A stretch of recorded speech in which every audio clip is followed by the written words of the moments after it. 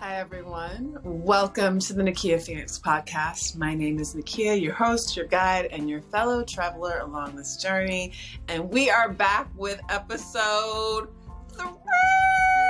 Throw it up, throw it up. Episode 3 of Reclaiming with Joe and Nikia. And listen, cheers to us. Cheers to us. Because we are here, we are doing this. Yes. Mm-hmm. And this tea is hot.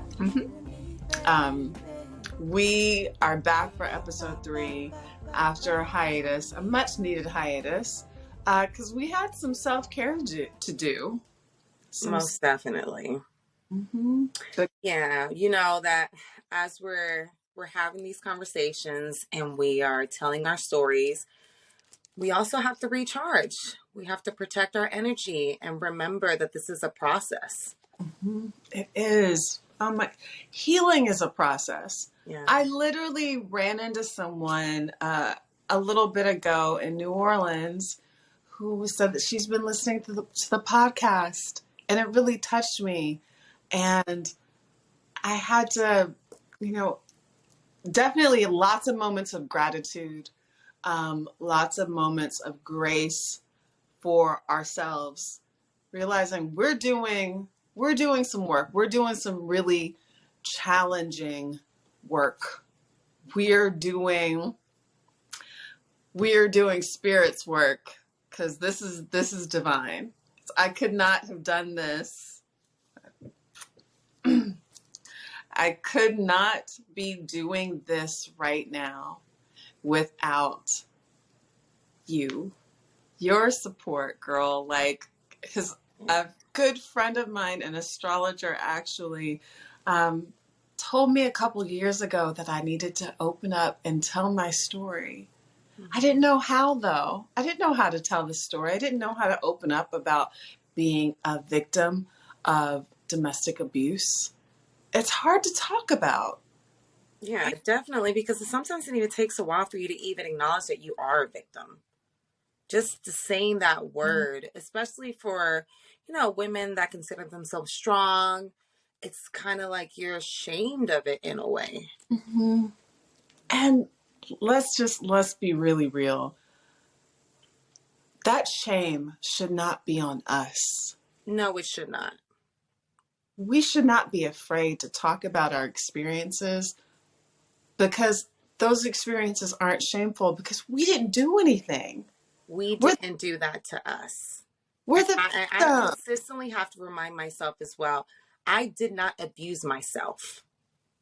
I am a victim to someone else's abuse towards me. Yeah. It's that being kind to yourself, reminding yourself, talking to yourself positively, loving on yourself. That inner dialogue, because that, like we said in previous episodes, that inner dialogue for such a long time was the voice of the abuser, instead of our own voice. So we have to retrain ourselves, recalibrate, reset, reclaim that voice to be able to say, wait a minute, I'm good. Yeah. I'm good. I'm fine. I accept myself in all that I am, instead of saying, focusing on all that we're not. Yeah. Focus on all that we are. But there's one thing that you told me through, this year journey with myself, that you're like, be kind to yourself, forgive yourself. Because through that even dialogue that you have in your head, there are going to be the good days, and you're going to have some rough days, and you're going to have those days, that you feel like not getting out of bed, but it's definitely like a journey up and down, but you'll find your way. Ooh, and we are here. So let's recap our previous episode, because it's been a minute. Yeah, a little bit. It's been a minute. So in the last episode, we talked about the types of intimate partner abuse. We all know violence, what that looks like, but trigger warning, this is some deep work. What we're going to talk about may may have you reliving some trauma that you may not want to relive, which is what as we share our stories, we do relive some of that trauma. Yeah. We really do. So we have to take pauses, give fair and appropriate warnings to people. So as we're going through this list of the types of intimate partner violence, give yourself a lot of grace, take a deep breath. It may be hard to stomach. So we got physical abuse, the hitting, slapping, punching, kicking, strangulation, damaging of personal property, and use of weapons. Remember that, damaging personal property and use of weapons. That's going to come up a little bit later for us. Emotional abuse, when your abuser seeks to control you by name calling, blaming, insulting, humiliating, shaming.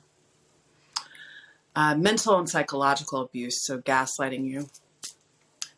And sexual abuse, verbal abuse, financial abuse, digital or technological abuse, stalking. And this is something that's come up recently. Yeah. If you're willing to share your story about why you were going into the technological abuse, why you were off Instagram for a hot second. Yeah. So oddly enough, as we're in this, reclaiming our voices and getting out there, I had someone reported my page, specifically the information that we were putting out to help victims, stating that what I was putting out there was dangerous to the community. Yeah, big question mark on that one. Considering that the information that we are putting out is to help victims, to help people, to see the red flags, to find places that they can, seek help. And it was extremely odd. I was down from Instagram for about 3 days, and my girl over here made sure to repost. Thankful for that one. But it got to me. I was like, how? But unfortunately, you are also you also a victim of stalking. So you gave me some tidbits on how to track. Yeah. And we were able to get down to the nitty gritty to find out who the culprit is. Like we mentioned before. Allegedly. Yes, we have our suspicions, and allegedly, but we have our suspicions. That's the thing. A number of the laws that we have in our country right now that do not protect victims need to do a better job of covering that digital abuse. Yeah. Because even on Instagram, for instance, only in the past year or so has it been that you can not just block someone, but you can block them from all the new accounts that they may create, because I think it's tracking their IP address instead of that email address. I had to, so a little trick the friend of mine taught me. This, give yourself a lot of space as you do this, because what she told me to do was go type in that person's Instagram handle, temporarily unblock them so that you can reblock them, and make sure that you select block all accounts and any future accounts that this person may create, so that it can't actually block their IP address as well. Because my stalker, my abuser, was from over a decade ago.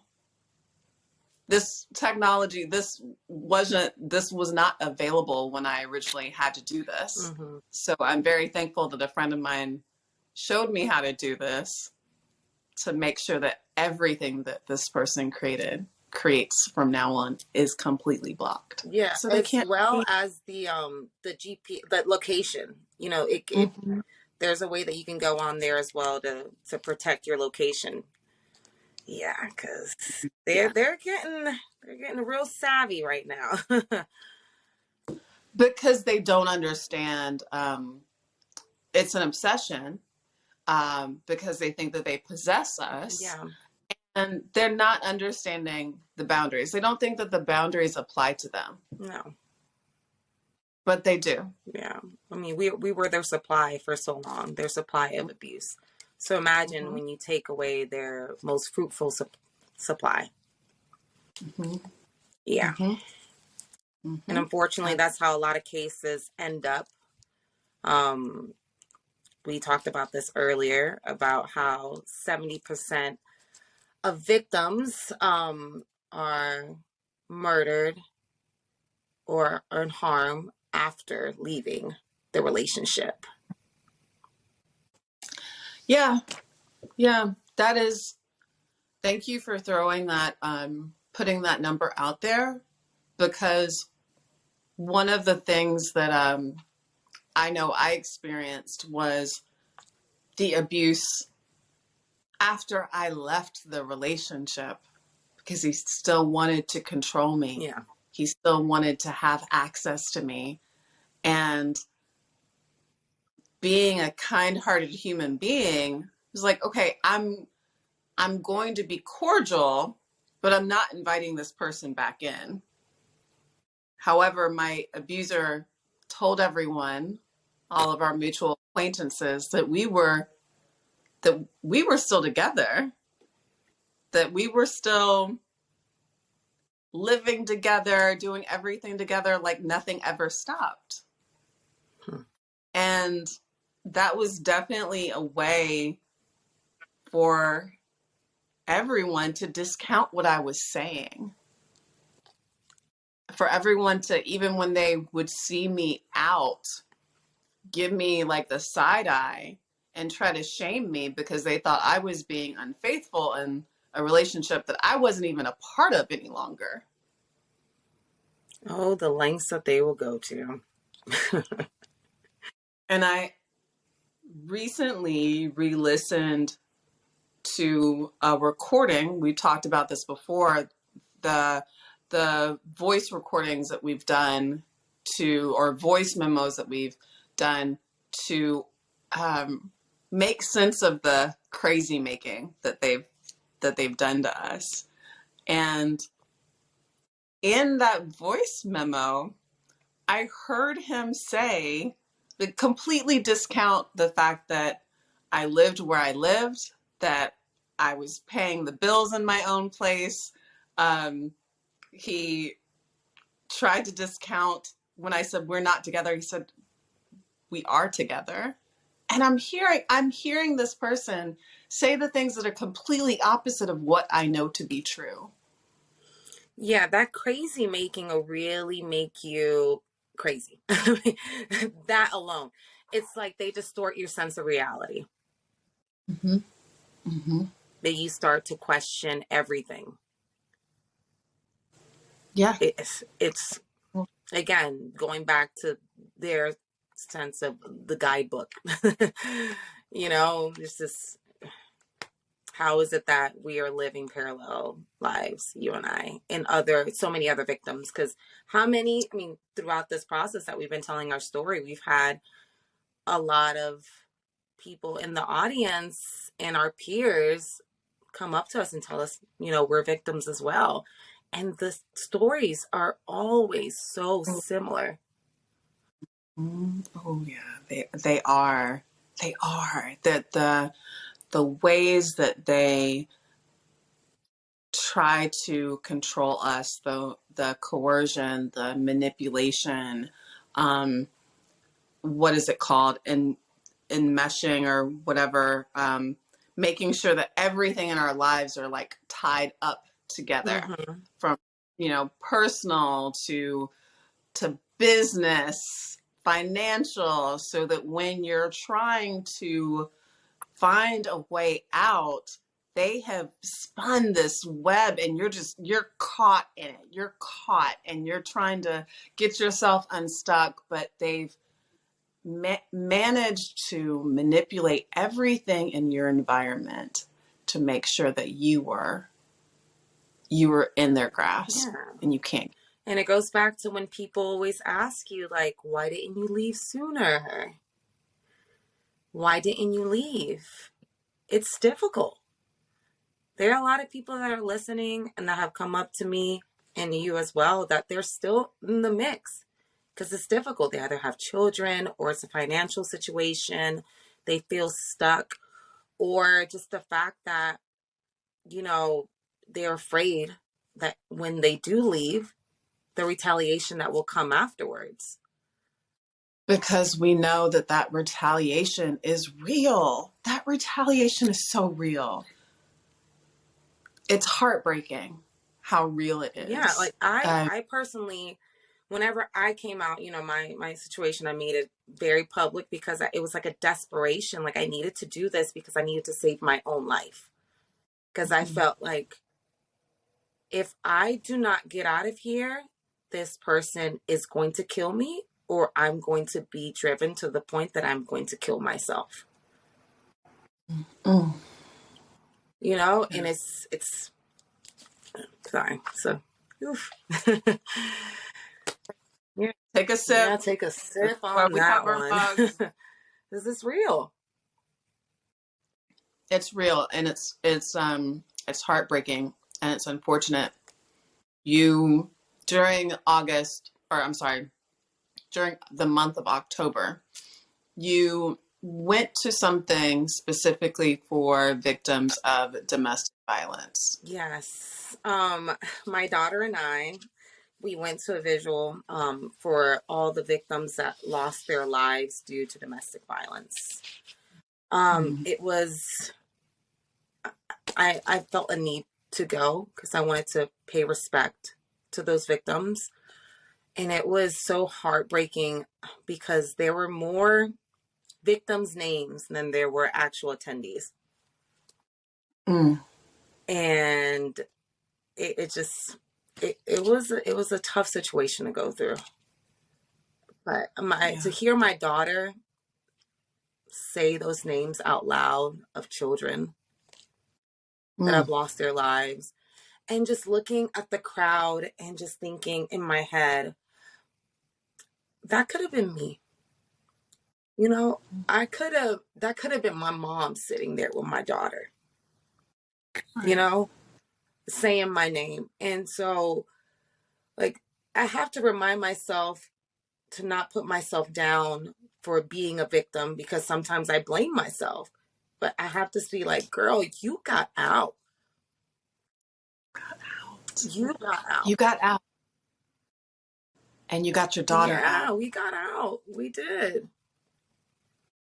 But it was really special. I mean, it had to take a few days to kind of regroup after that one, because it was difficult to hear all those names. Those were people just like us, that they wanted, you know, to go out vacation. They wanted to see their kids grow up. They wanted, I don't know, a little girl maybe wanted to go to Disney World, whatever, and they were that was stolen from them.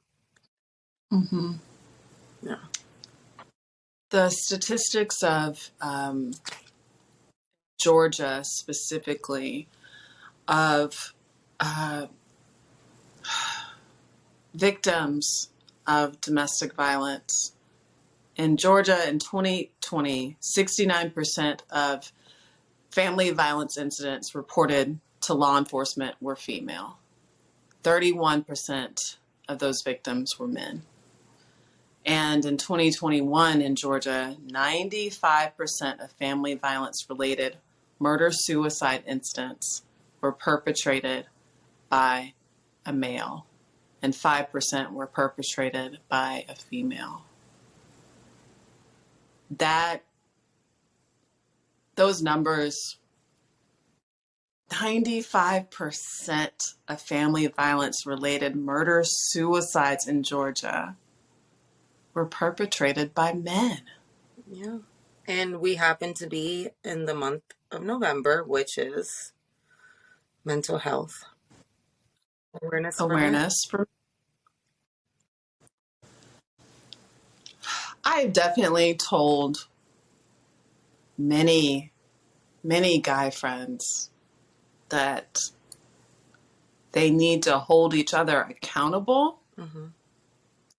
They need to find a professional to talk to about what they're experiencing. And there was this conversation that I bring up every now and then between James Baldwin and Nikki Giovanni.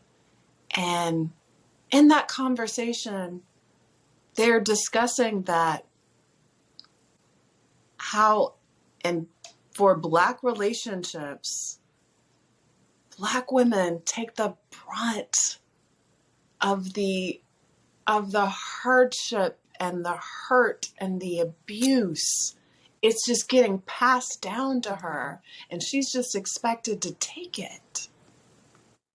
And earlier today, I was listening to an interview with Young Miami and Megan Thee Stallion, and hearing Megan talk about this idea of, specifically for herself, being this Black female rapper, and she's supposed to come across as like really strong and, doesn't take any shit from anybody. And like she even raps about that. Mm-hmm.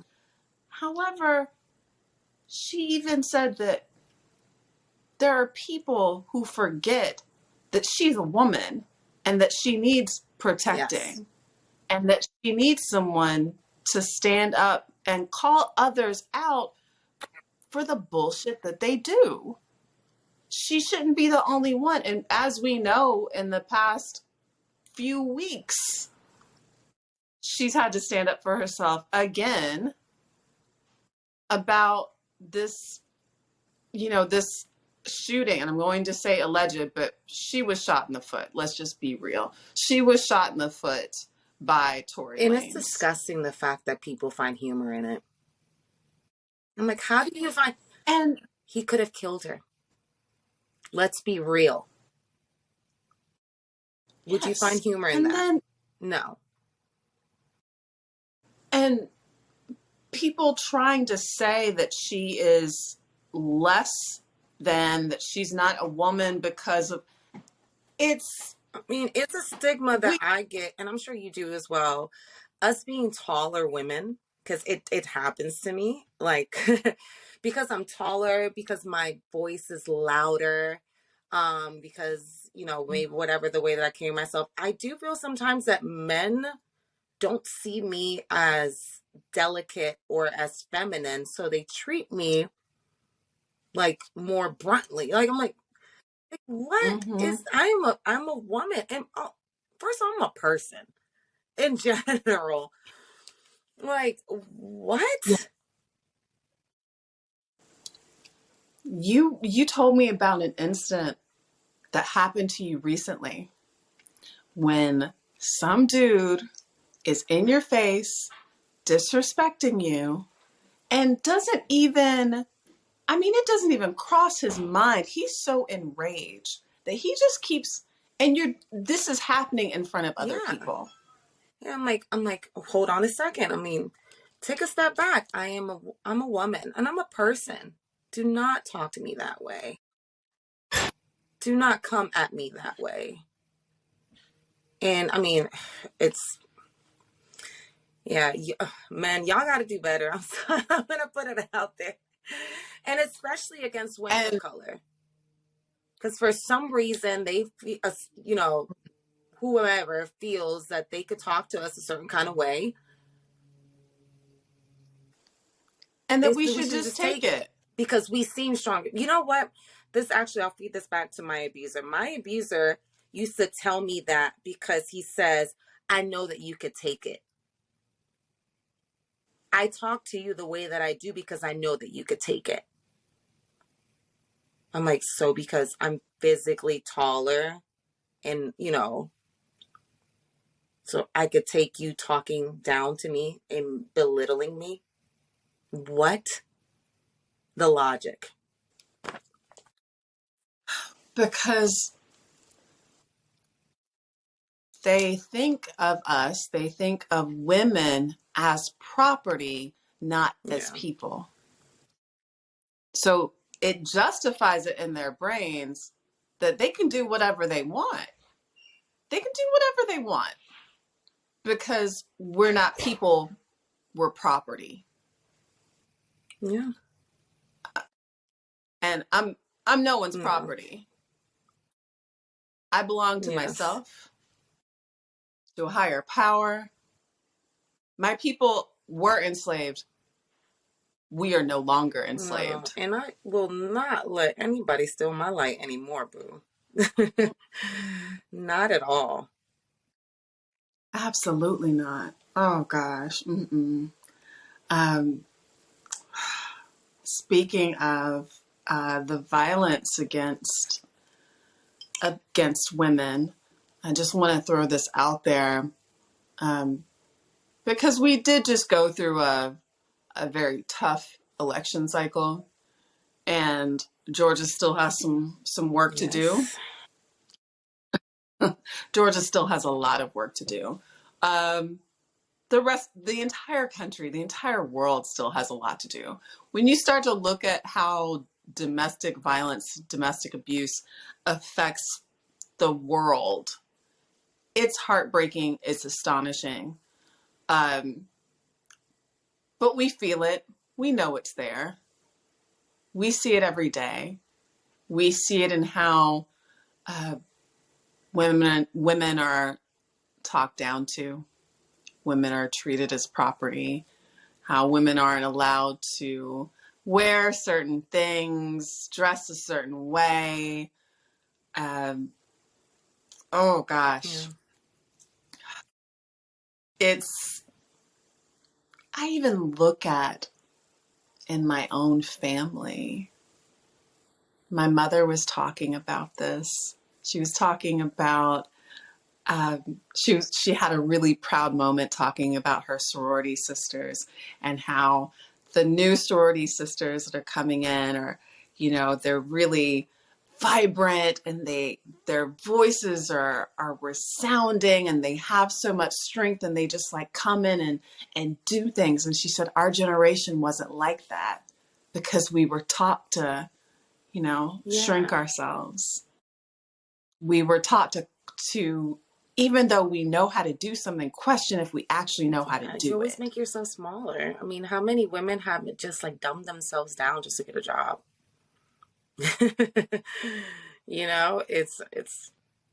It's ridiculous. Because we live in this patriarchal Hmm. society that doesn't value us. No, but we this is Um, the whole reason we do what we do. We're reclaiming our voices. Like, oh, mhm. We have to. We yeah, have there's no to. other choice. There's absolutely no other choice. I want my daughter to be able to speak and feel exactly what she wants to without anyone putting her down or doing these things to her, like, and I do this with you so that my daughter, other daughters, people can, not live through this, what we live through, unfortunately. Every generation will get better. That's the whole point. Yeah, I do believe that every generation will get better. I do genuinely believe that. Something else that I want to talk about, kind of going back to when we're talking about gun violence. Um, Nationally, the presence of gun violence and domestic violence situation increases the risk of homicide by 500%. And when you were saying some of the reasons that we don't leave, and, we're just so, especially if we know that there's a gun in Mm-hmm. the house, our, abuser has access to a firearm. we're doing what we can to protect ourselves, but also trying to figure a way out. Yeah, And that definitely delays the because process. unfortunately in No. Georgia, and we've talked about this before, domestic abusers, even after being convicted, they can still purchase a firearm. And we've known cases personally of victims that have been killed years after they've left their abuser. I mean, that's something that I struggle with all Yeah. the time. Being recently out of mine, I share my location with my friends, my family members, because you never know. Mm-hmm. Especially being out and being vocal. Right. I read something today actually about, may she rest in peace, Amy Harwick, the therapist in Hollywood that was murdered allegedly, because he's pleaded not guilty, allegedly murdered by her ex-boyfriend, abuser, stalker. And one of her friends said that she refused to live in Mm-hmm. fear. They had been out of that relationship since 2012. Yet 8 years later, he allegedly murders her. So, but she did not want to constantly be looking over her shoulder, according to what her friends were saying about Yeah. her. And It's the saddest thing. It's like, okay, now I'm a part of this club and I don't want to belong to. And then now I'm having to carry this like a stamp on my shoulder forever. Like, when do we ever feel 100% safe? Because are these that, abusers going through the process and the steps of making themselves better? Most of them are not. no. And that's the reason that there are, I know in California and nationwide, there are bills that are trying to be passed by the Senate to make sure that there is actually a national database for abusers, and a national database to make sure that, like, if someone actually has a restraining order, that person shows up in a national registry, because from what I've been seeing as of late, that does not exist. No. And there are federal laws against, you know, certain people owning firearms, but when it comes to the state laws, as we know, Georgia. Georgia, It's terrifying. it just, It legitimately is so terrifying for me, for my daughter. Like, I don't want to live in fear, and I go about my life. You see, I mean, part of my life is being out, being social, and so I'm trying not to stop myself from doing that. But at the same time, I'm consistently looking over my shoulder, always making sure that a gentleman or someone walks into my car. I mean, and these are tips that I want to give to people in general, but especially victims. Like, share your location. Make sure that someone is walking you to your car. You know, always be mindful. And it sucks to have to think of, like, what if, but you do have to think about what if. And I want to add to what you're saying. It's not just share your location, it's share your location with yes, someone you trust. It's make sure that someone walks you to your car yes, that you trust, because you can't trust yeah. everybody. You can't trust Unfortunately, I mean, everybody. I said this to you earlier. It's like, it's one thing that I took from being in that abusive relationship is that I can spot a narcissist at this point a mile away. I can sniff them out Mm-hmm. because you know what Mm-hmm. happened. Whew. Whew. Mm. Mm. And there are, oh, I'm going to talk about it. There are wolves in sheep's clothing. There are people who will just act like they're just so nice and so kind, and I would never. And, I honor you, queen. Oh, love this, love that. And they're the It's called love ones. bombing. It's called gaslighting. All these wonderful terminologies that I have had to learn. But Like, who? And yes, speaking of what happened recently with Megan the Stallion, and I applaud everyone who is rallying behind this woman, because yes, she needs it, she needs it, she needs it. And we need to rally behind all victims of abuse, rally behind women. I do not like men like Drake. I do not like men who, in your face, they'll talk all sweet, but behind closed doors and obviously on songs, try to discount what you say, but then turn right back around and pull the nice guy act. When he did that song, that it felt so empowering, and you see the video and you see all these amazing women that you admire, and then nice for what? There we go. And then he puts out a song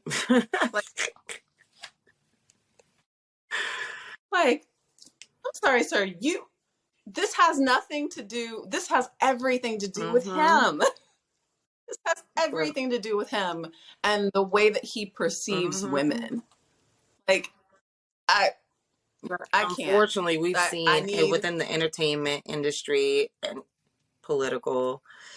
We find a lot of narcissists, narcissistic men, because they have that charm about them, and no remorse, and no accountability. No remorse. Oh, I love it here. Oh yeah, no, that's it. Oh my goodness. Yes, I cannot.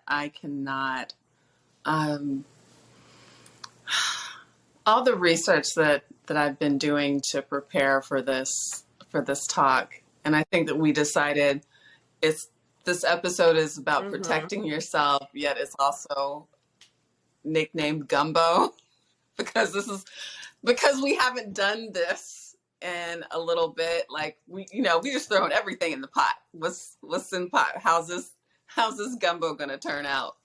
Because this gumbo is based off of also all the feelings we've had since we put out the podcast, and the energy that we've been getting.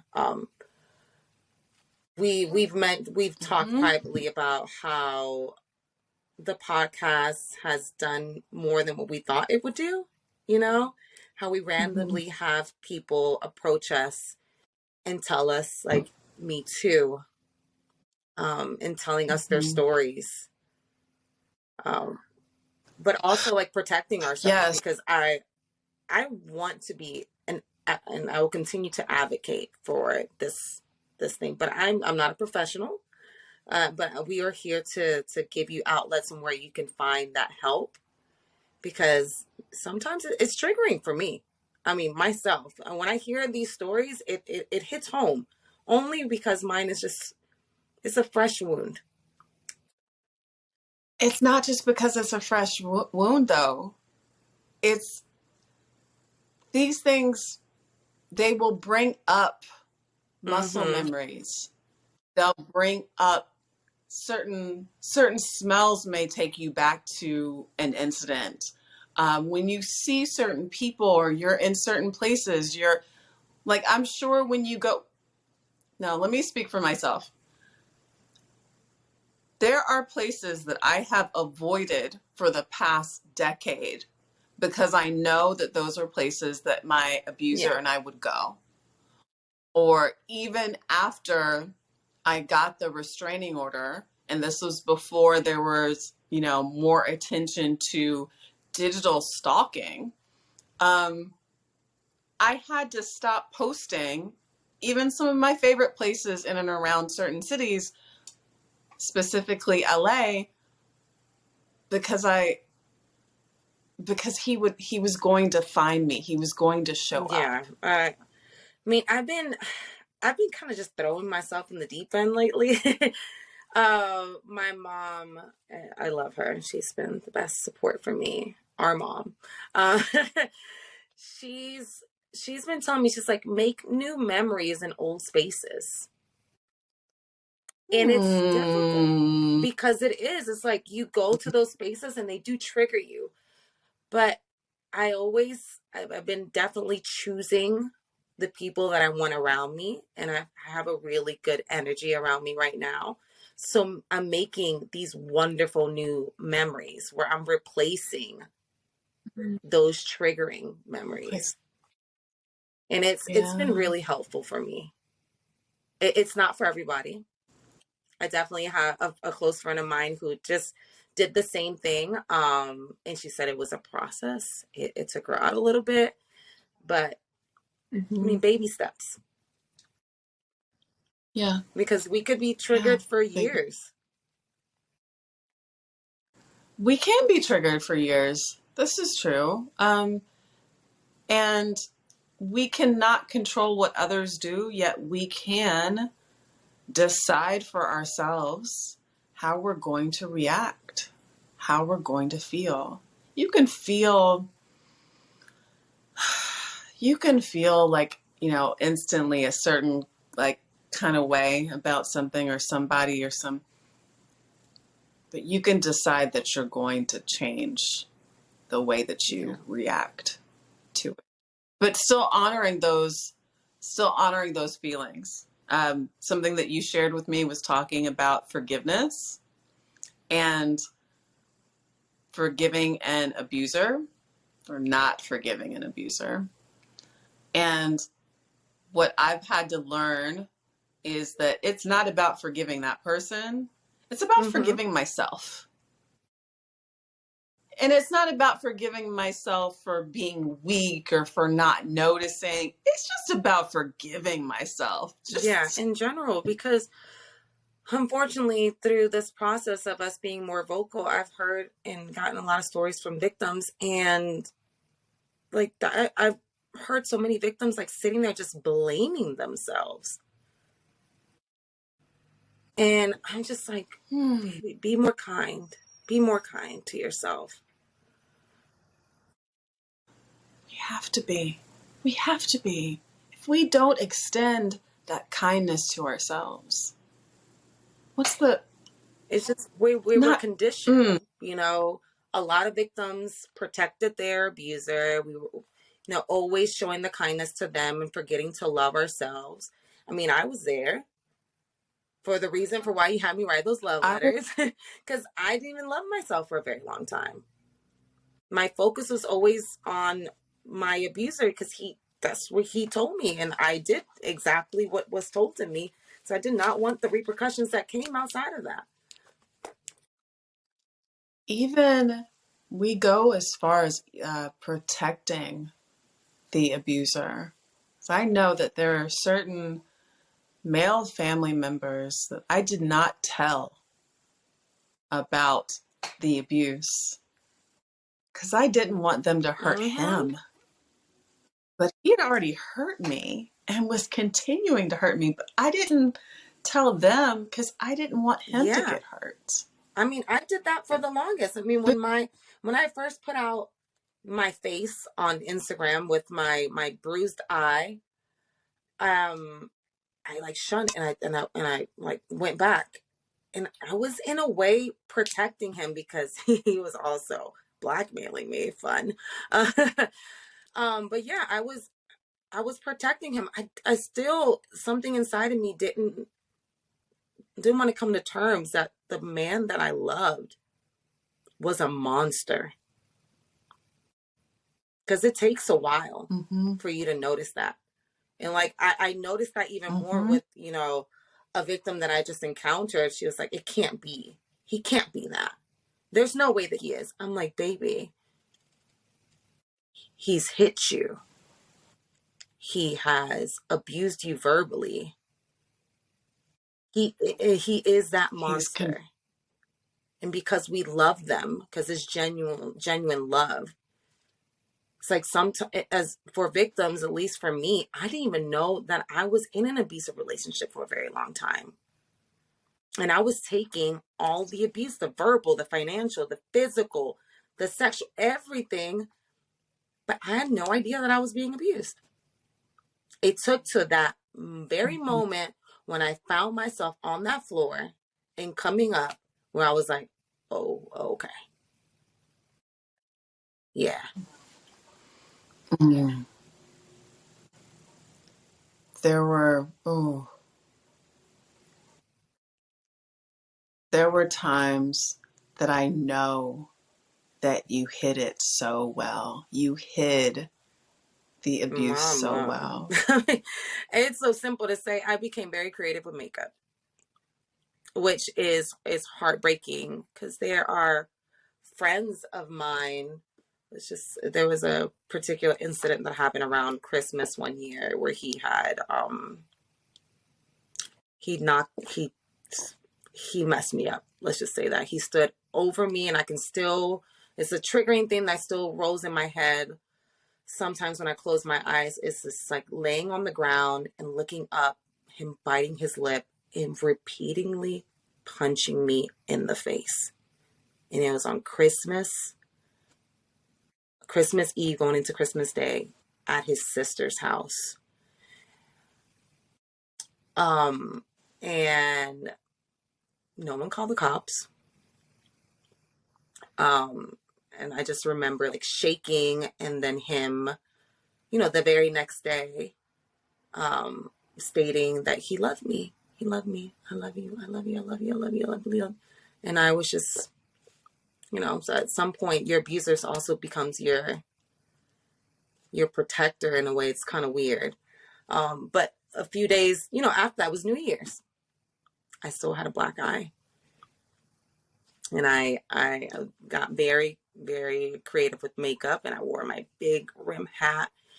And none of my friends that were with me that day even noticed. And now when I'm telling them the story, they were like, what? Is that why whenever I would come to kiss you on the cheek that you didn't want to get so close? Is that why you kept going to the bathroom? Yeah, I kept going to the bathroom to retouch.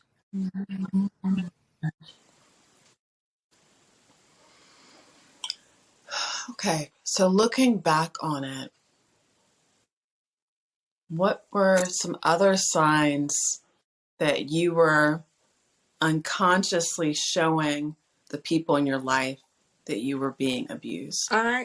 Unfortunately, I have this thing with me that I tend to laugh a lot when I'm nervous. So when I tell stories, I laugh at the end of it. And so people think it's a joke, or maybe it's not as deep as what it is. But I felt in a way that I was sending out cries for help because I never wanted to say it out loud. I didn't want him to be an abuser. I didn't want my life to be that reality.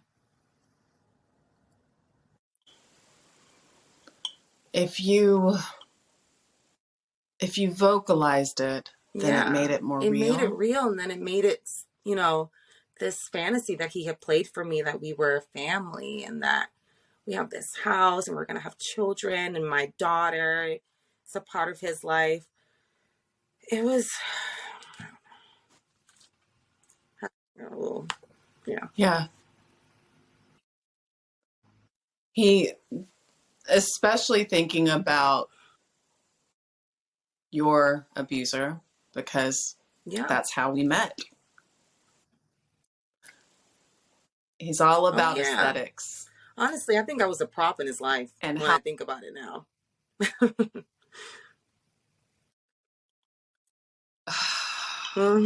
Aesthetics. He wanted everything to look, and I gotta be honest, when even before I met you and he was talking about you, he loved saying that you were a model. He loved saying that. But would you like all the things that you've told me that he did to try to keep you from doing the career that he knows that you do? And my abuser did the same. He loved to tell people, oh, she's a model, she's in commercials, she does all of this, but would start arguments right before shoots or shows so that you would, you're physically distraught and yet you have to go put on a good face. And I fell for the times that he would tell people that. I'm like, oh, wow, it's great. He appreciates me. And then we would go home, belittle me, and bring me down. I'm like, why don't you show everyone this real self of yours? Take off the mask. Let them see exactly who you are. So you know what? I took off the mask for him. And I'm proud of it. Because I am not going it. Girl, I promise you, I will try my hardest for him not to abuse another person. And unfortunately, allegedly, there have been more victims. Allegedly. And I'm going to keep speaking out because he's not putting in the work. I am your boogeyman. Not today. Not today. Okay.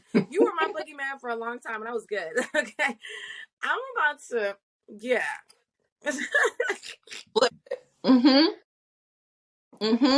Because if we continue to speak out, they're the ones who need to feel ashamed. 100%. I mean, the biggest reason for why I became so vocal is because honestly, I didn't think the justice system was going to have my back. Because they don't. And for the most part, I've been in awe at the fact that my situation is now in trial, and it's the, state of Georgia against. I'm in awe because not a lot of it, that doesn't happen for a lot of victims. I feel lucky and I'm extremely blessed. I would never want to be in this situation to begin with, but I mean, as of lately, trying to help a victim and a police officer, female police officer, making it completely the most difficult thing ever to even make a police report about her abuse. I'm like,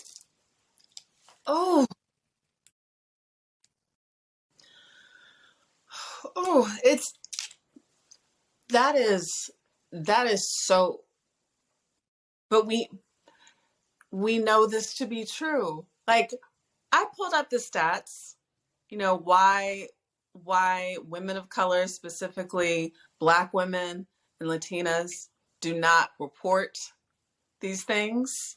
Like, because the reporting has gone down. But we know, because we've experienced it, because we've seen it, these things are still happening. It's just that there's so much of a stigma around being a victim. Women and victims in general are not believed by authorities when we report things. The justice system is not kind to communities of color. No, yeah, we looked up 1 in 3 Latinas are, victims of domestic violence. And those are the ones that speak up. Or the ones that, I mean, just like I told you, the victim that I went to, the police officer was almost persuading us not to make a police report. It's sad, it's tiring, and that's why we put in this work. We're trying to reach an end of domestic violence. Right. Yeah. Yeah. And hopefully, the powers that be will be better trained in the future. Because I definitely went in on that police officer, I'll tell you that. Good. You ain't gonna shut me up. Yes. I promise you. When I got my voice back, this one with you. That's right. Listen. when we were doing all the reading and the research and we were digging in specifically about our people, and there's this first of all, I'm no one's savior. Yeah. I gotta save myself, right? When you're on an airplane and they're giving you the whole safety thing, they tell you to put on your mask first, Yeah. and then help somebody else. But what do we Yes. tend to do? Put on somebody else's mask and then help ourselves. So when I was reading all of these things about, like, some of the reasons that this intimate partner violence goes unreported, specifically for Black women, is that we're trying to protect Black men and don't want them to be part of the system because we know what happens. But they need to have accountability. And in the process, we're not protecting ourselves. I mean, it's just like a woman thing too, We're mothers, we're daughters. We tend to do that, but it's so important. I mean, I want to help as many women as I possibly can. I mean, even when I started this healing process for myself, I was just like immediately like, I gotta help other people. I have to help other people. Like, baby girl, you haven't done that for yourself yet. And it took a volunteer to talk to me and said, you cannot be a volunteer in a women's shelter until you've been out of your situation for at least 2 years. And then you have to be analyzed to see if you have the capacity to help these people without it affecting you negatively. So I need that same amount of energy, that same amount of not loopholes, that same amount of protocol to be put on the abusers. Because abusers should, once there has been a restraining order, all of these things, they need to go through a list of... That's what I am saying, because think about all the things that we go through as victims. We have to start seeking counseling. There's some that have to get on antidepressants, anti-anxiety, all these things. They have to go through the court process. That alone is anxiety. Making a police report, just having the courage to do that is insane. Meanwhile, abusers chilling. chilling, finding ways around the system. Be more accountability. It should be, okay, you're mandated, boom, for years, because a trip to counseling, in and out, just to check off that so you can look good in front of the judge, that ain't it. And their peers need to be accountable, and their family members need to be accountable, because you know what happened with the Gabby Pepito case. Yes.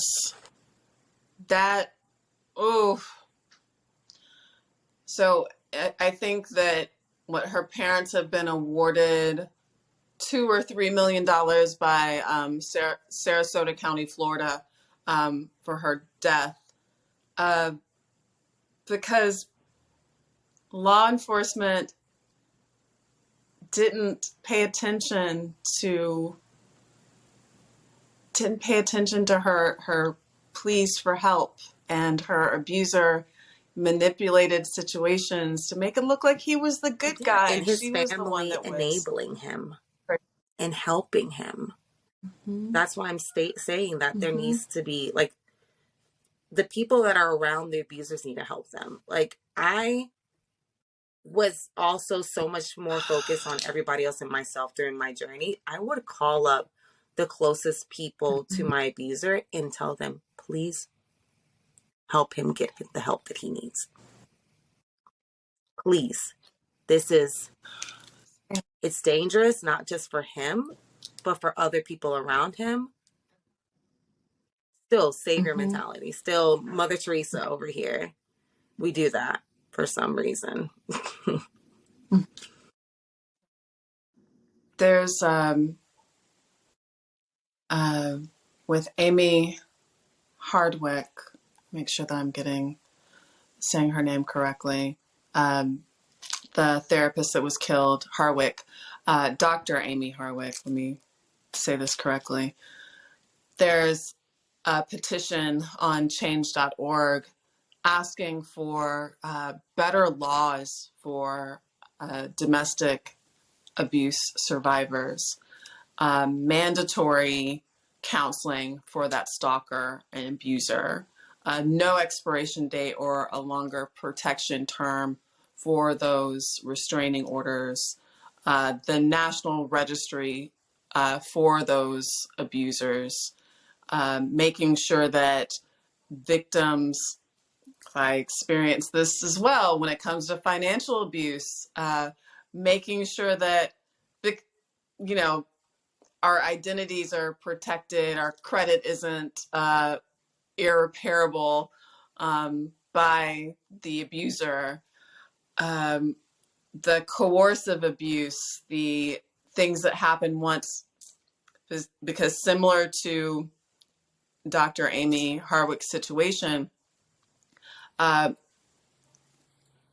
it's post-separation abuse that is very, very challenging because you've already decided to get out of the relationship, but you need that continued support from everyone, from the system, from everyone, to hold the abuser accountable for what they did and to continue to protect you. So I know that there's a Senate bill that is trying to get pushed through to make sure that there is more protection for us, for survivors, once we do decide to get out, or even before we get out. I mean,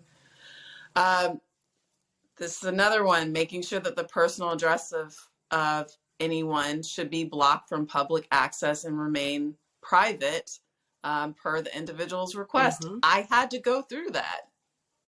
There were so many websites that had published my freaking address so that my abuser and my stalkers, plural, could still find me.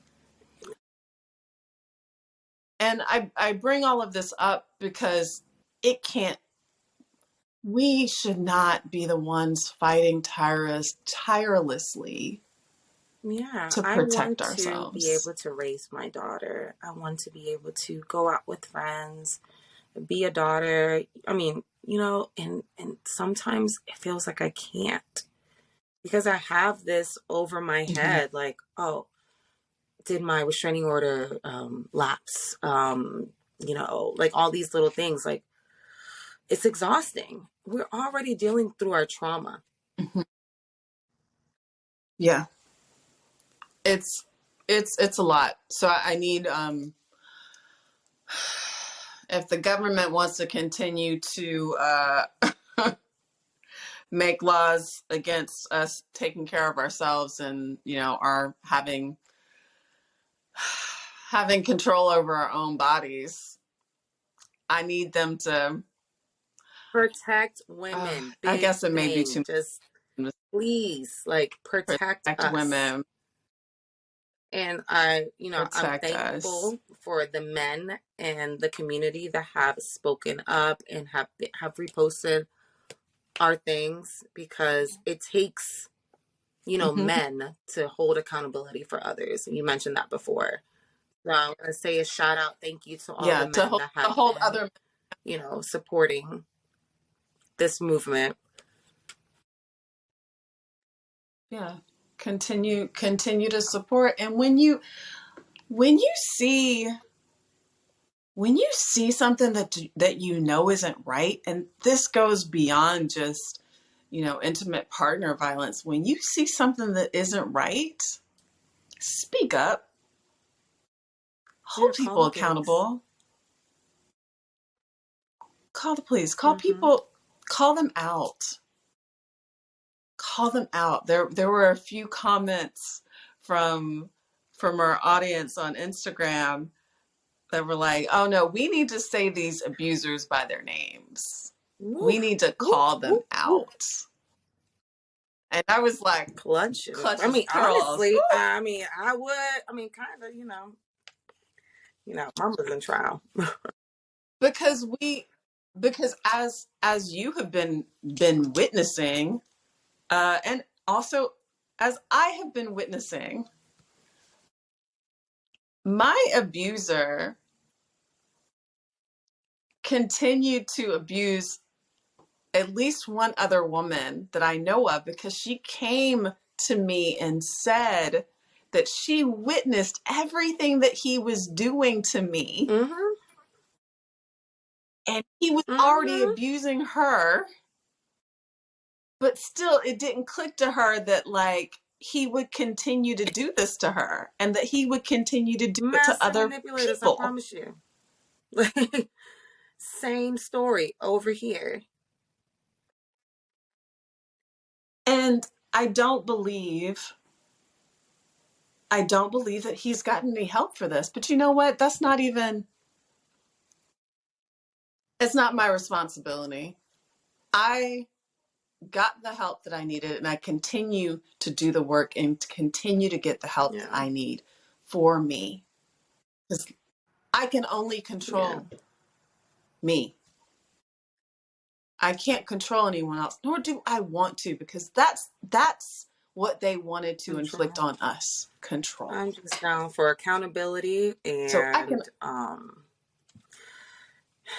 getting the help that's needed. Mm-hmm.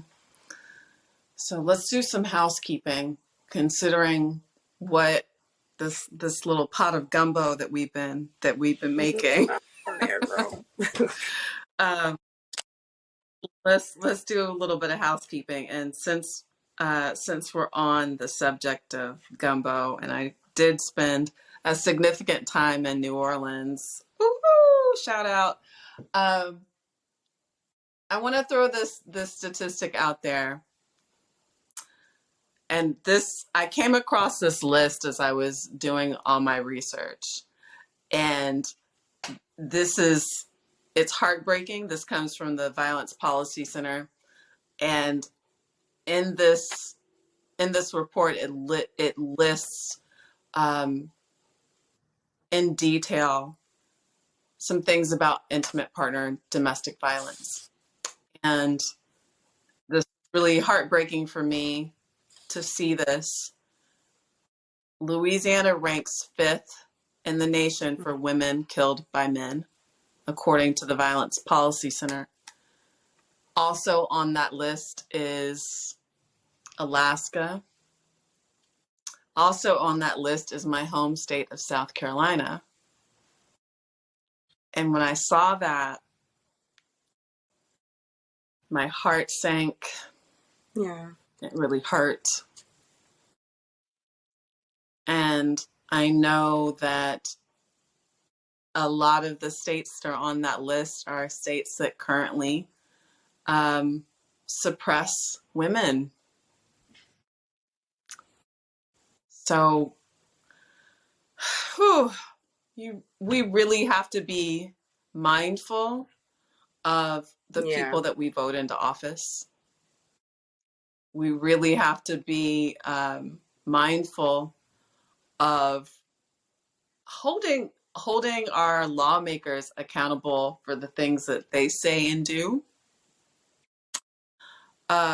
This burden should not, it shouldn't fall on us. So yeah, I just wanted to point that out as we kind of wrap some things up. Back to our housekeeping. We've been doing a lot of work.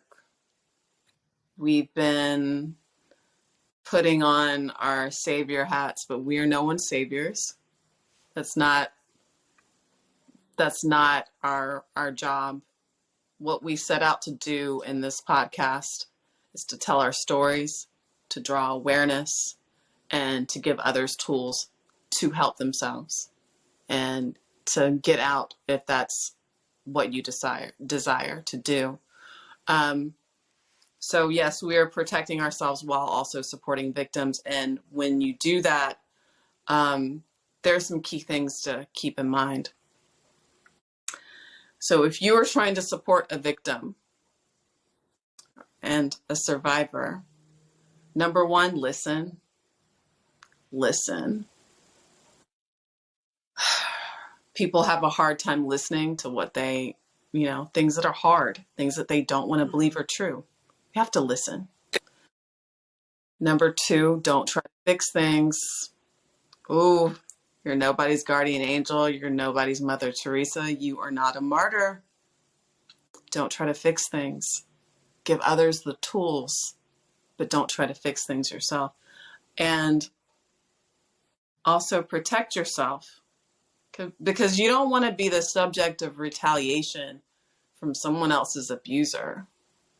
I have put myself in situations that were unhealthy for me because I was trying to save someone else when I had especially just gotten out of an abusive situation. And I put myself in harm's way to try and protect this other person who wasn't ready to protect themselves. And we do that because, we're trying to always play the savior part. But it is really important for you to protect yourself and your energy. Like you said before, that mask goes on you, then help someone else. Mm-hmm. Yep. So listen, don't try to fix things, and protect yourself. It takes a lot of courage and strength for victims to get to that point. And so I applaud every victim that has come forward and has, gone through the steps. And for the people that support them as well. Right. And, for the ones that are still in it, protect yourself as much as you can. Protect yourself. In the last episode, we talked about making a safety plan. And if you go to the National Domestic Violence Hotline, the hotline.org, the site will walk you through step by step on how to create a safety plan. So this leads us right into our resources that we give, because once again, we're trying to give others tools so that they can be able to help themselves.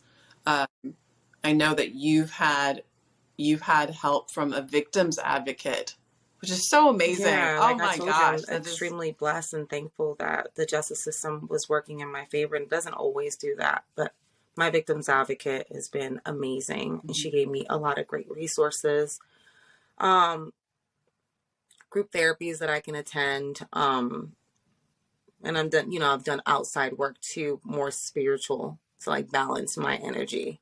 And that's been my process, along with what we spoke about in the last episode, which is the journaling and, the voice notes, and just sometimes speaking it out loud. I mean, for me personally, it helps.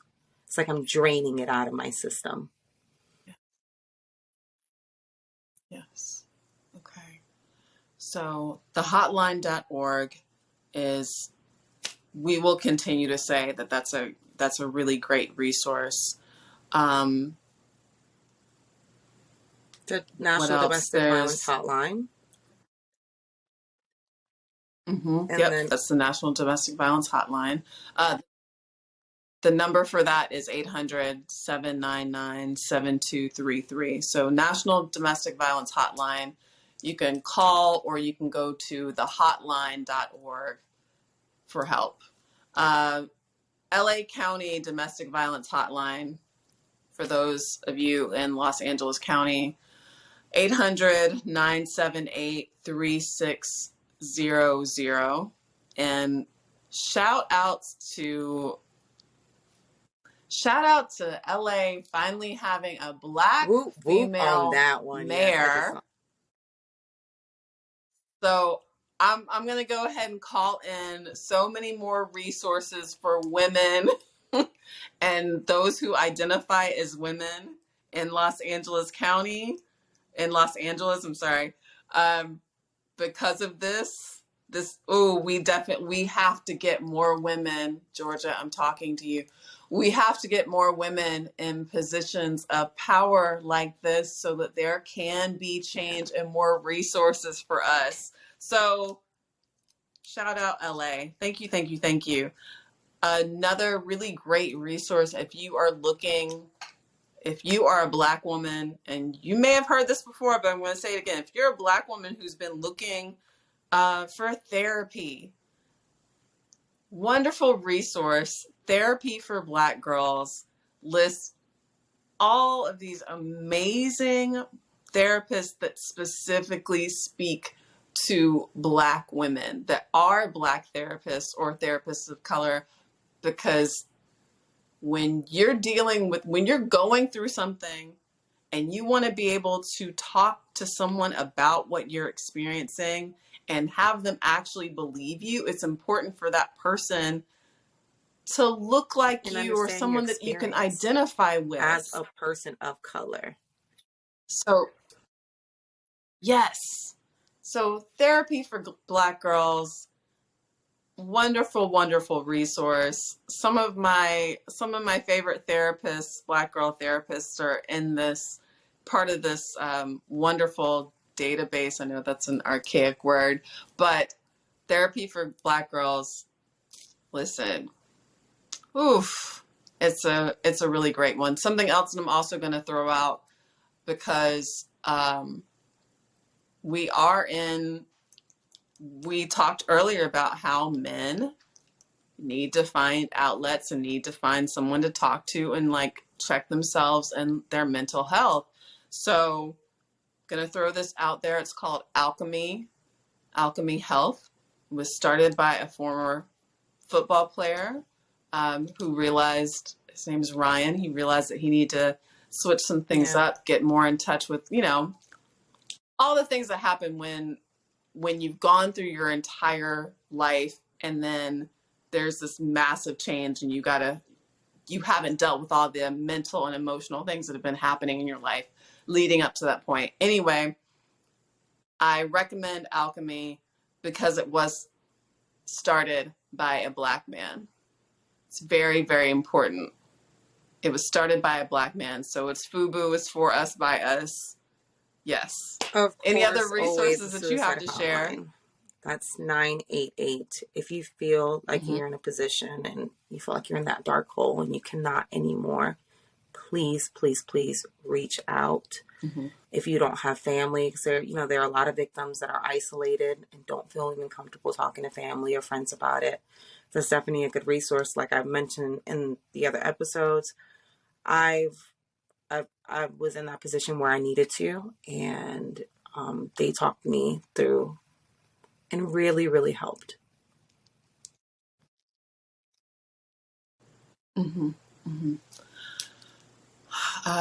Something else that I came across while I was researching, going to throw this out there. It's called Iris Domestic Violence Center. It's based in Baton Rouge, Louisiana. So anyone who's in Louisiana that's looking for help, Iris Domestic Violence Center, and we'll make sure that we put this information on the website so that y'all can, get fed. Yeah, so that you can get nurtured and nourished throughout this process. Woo! I tried to say that this was going to be a shorter episode, but sometimes gumbo's really got to stew. So yes, and spicy. Not forget the spice. Cannot forget the spice. Yeah. Woo, girl. Okay. All right. We did a lot. We did a lot of work. So let's wind down. We have a lot of things to be grateful for. Grateful that we have our voices to be able to share. Grateful that we are here to be able to testify. We're here. That every time I doubt my progression is, baby girl, you are still here. That's beautiful. Mm-hmm. Yeah. You're still here. Somebody's not done with you. Somebody's not done with you. Somebody said Yeah. you still got work to do, so you still here. Yes. All right. Place both hands over your heart center. Close your eyes and take a deep breath in.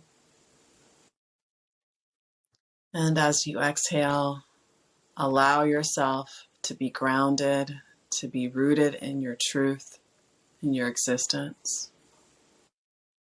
Know that you are supported.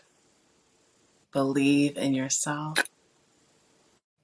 You've got you, and you've got a whole community that's got you. You will not fall because you are supported. You will not sink because you are grounded. You've got you, and you are loved. I like that.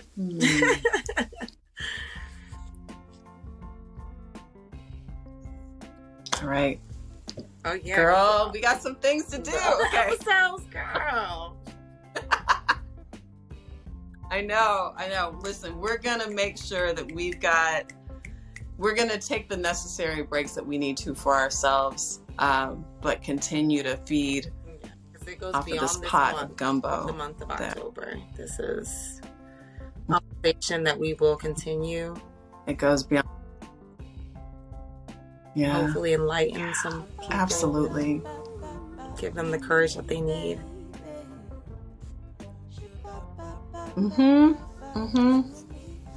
There we go. All right, y'all.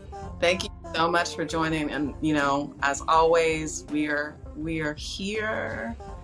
We are supportive. We're energized and thankful. Thankful for you.